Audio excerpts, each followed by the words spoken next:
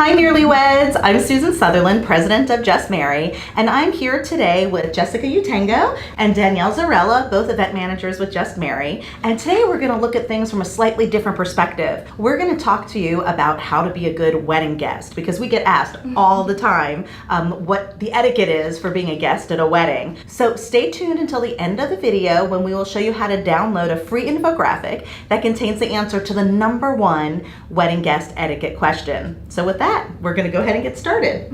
Okay, the first question we have is, what do I do if I'm running late to the wedding? So my best advice is that if you are running late to the wedding ceremony, just make sure that the bride has made it down the aisle before you make your way down the aisle. If for any reason she has not yet made it down, just respectfully wait for her to make her processional down the aisle. And then once she has made it down, just quietly try to get a seat in the back of the ceremony.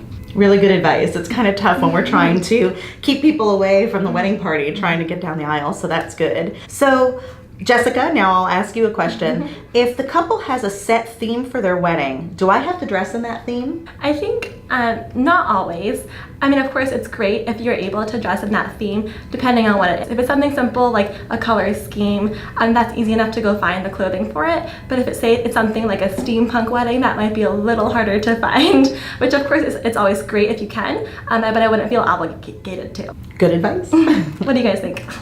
Yeah, I agree. I think, well, I have to say, in my lifetime, I've done one that was like a medieval theme, and all the guests managed to come dressed. I think as a bride and groom, just try not to be disappointed if there are some people who can't manage to dress in the theme type, don't you think? Yeah. How should I dress for the wedding if the attire is not specified on the invitation? So if the attire is not specified on the invitation, for ladies, I always recommend that little black dress. It's always, it works well for just about anything. And then for guys, I would say overdress is better. So maybe wear a tie, and then if anything, you can always remove that tie at the last minute. Jackets can always be removed. That would be my best recommendation. Yeah, I think I would also add, like, it can't hurt to ever ask that couple, like if you're friends or family with them, it can't hurt to ask them and just be like, hey, like, what do you want for your wedding? Like, do you want me to be more formal or semi-formal or even more casual? Because it's totally up to them.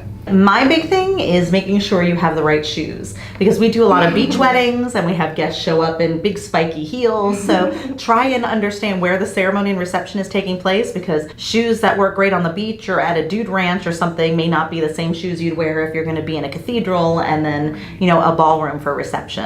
Should I bring the gift for the couple to the wedding or mail it ahead of time? My opinion is that if it's very large, like an appliance of some sort, I would mail it beforehand. But if it's easy enough to carry, if it's enough to fit on a 6-foot table, then perfect.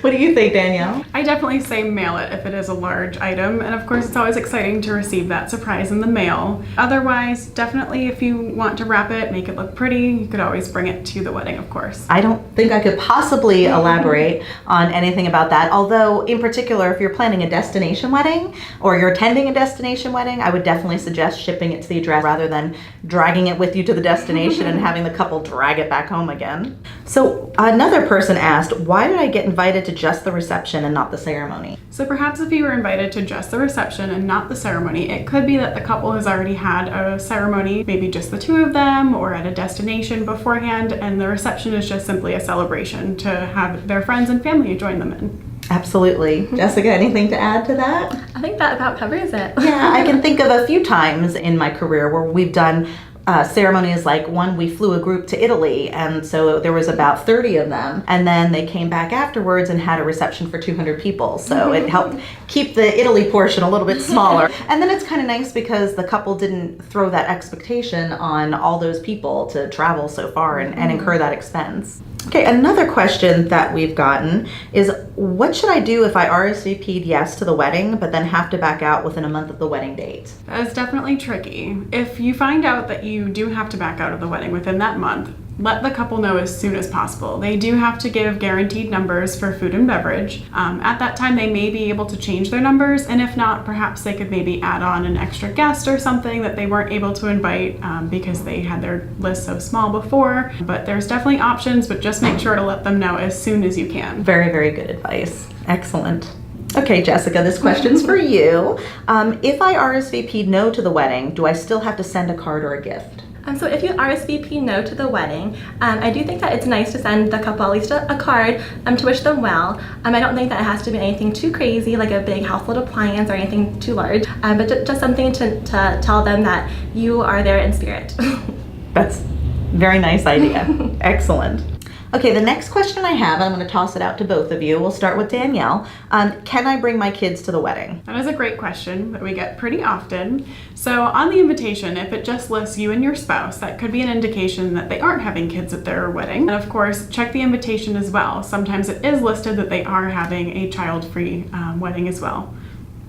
What do you think, Jessica? I would just add that again, it can't hurt to ask the couple, because sometimes there is that gray area or that they haven't completely thought it out and they might not care either way. I guess depending on how old your children are, say if they're like about anywhere from 8 to 12 and they're able to be like well behaved at the wedding, it might not be a problem. It might just be an infant and toddler thing that they might not want. So yeah, it can't hurt to ask. And I would like to add that, you shouldn't be offended if they really didn't have the intention of inviting children to the wedding, because as you know, or you may know, weddings are very, very expensive. Sometimes they have to make sure to keep a tight list so they can invite, everybody that they, that they are obligated to, or those that they really want to be there. And sometimes adding on children can add an enormous amount of expense. Many venues have referrals they can make for babysitting services, and also think of it as a great night out for just the two of you. If you don't have the kids along, you can kind of kick back and relax. So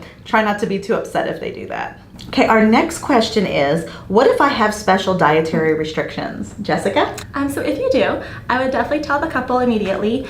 Typically on an invitation, there are boxes to check if you're vegan, gluten-free, vegetarian, etc. But if your option is not on the invitation, I would definitely just tell the couple so that way they can tell their venue. Absolutely. Danielle, do you have anything to add? I would definitely add as well, when you are at the actual wedding, there's a server that's typically dedicated to either the buffet or specifically to your table if it's plated. I would just remind them that you do have that dietary restriction, just so that they make sure that the kitchen knows and that they're aware of it as well. And from a planner's perspective, most of the chefs we work with are really well versed on all the different dietary restrictions. And the earlier the notice, the better, especially if it's something really severe like a peanut allergy. I've had weddings where we've had to put stickers on things to make sure everyone knew, nothing could have peanuts near it. We had to make sure the kitchen was clean. We had to make sure none of the guests brought it in. So just be upfront, because there are ways to plan for it. Okay, our final question is, as a guest, can I invite another guest to a wedding? And so Danielle, would you like to answer that? Sure. So if your invitation lists that you have a guest, then of course you should feel free to bring that guest. If you're unsure, it could be a chance that your couple that you're attending the wedding for may have had to cut people back on their list, so that may have been the way that they did that, by eliminating some guests. If you're unsure and you feel comfortable, of course, ask the bride and groom. It can never hurt. Do you have anything to add? Yeah, I would just add, think of it as if it was your wedding. Would you want your guests to invite that +1, or would you want them to ask you, or would you want them to just not bring that person altogether? I'm just thinking of it in that couple's perspective. I think can help a lot. Yeah, that makes perfect sense. Okay, so also one of the things we want to remind you of, because this is something that we see all the time as planners, that as a wedding guest, be prepared to enjoy the wedding ceremony unplugged, and I guess the reception too. We have seen so many photographs ruined that the professional photographer was trying to take, because all of the guests are suddenly standing up and their cell phones and cameras all blocking the shot. So that's something that, first of all, you'll find you can really enjoy the ceremony if you're not worrying about how to get that perfect shot. And secondly, it allows the professionals to go ahead and get the photos that they need. So that's something that we really wanted to share with you. Okay, I think that's all the questions we have this time. We'll be gathering more questions for an upcoming video. And certainly, if you have any questions, please feel free to leave it for us in the comments below. Also, take advantage of clicking on the link in the description below, where you can download our free infographic. And listen, it's great. If you're a couple watching this and you're getting ready to get married, if you have a few people who might need a little etiquette help, feel free to share this video with them, as well as the infographic. Make sure to like and subscribe. And if you hit that little bell, you'll get notifications when we put out a new video. And we appreciate you joining us, and we'll see you next Wednesday in the next video. Bye. Bye.